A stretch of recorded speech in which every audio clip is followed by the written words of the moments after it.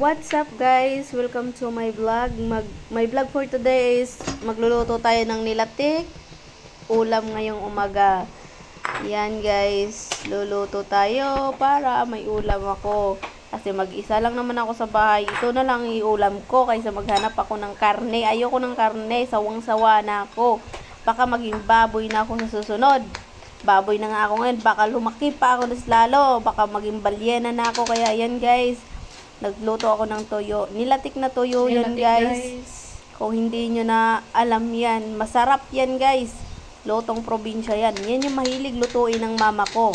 Na hindi ko kayang gayahin ang kanyang pagluluto dahil sa sobrang sarap magtimpla ng mama ko. Sandok na tayo ng Hindi ko magaya-gaya. ulam. Ay nako, ang malas ko talaga. Magtitimpla tayo Magtitimpla tayo ngayon ng kape mga inday para naman mas masarap kumain kung may kape. Kasi happy ang kape ni Charot. Inday. Pang ano yan nga inday, pang patanggal, Ikot. pang palakas nervyos ba. Pag inatake ka sa puso, paktay. Yan mga inday, kakain na tayo mga inday.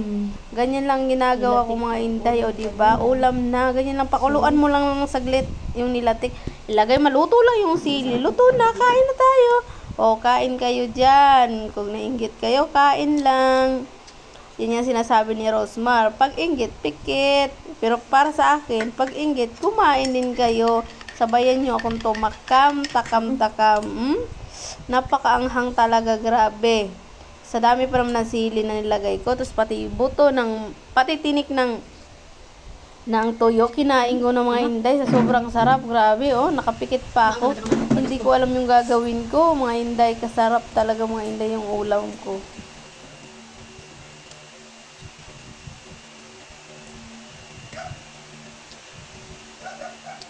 Kain.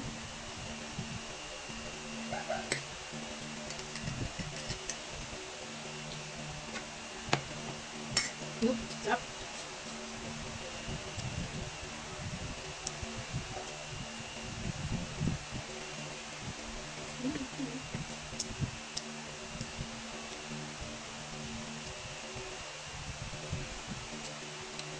Sili.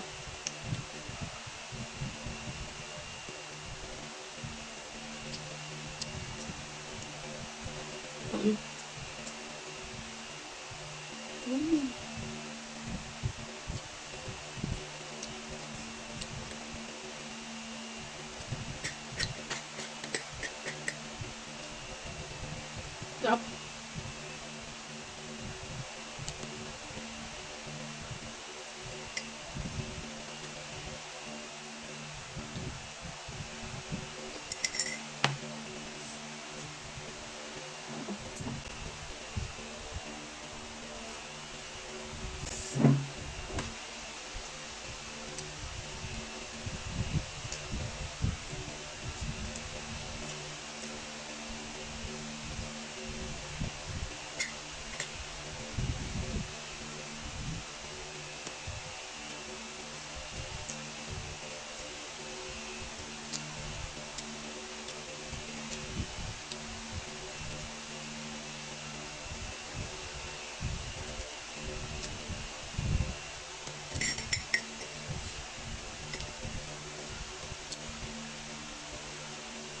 Sarap.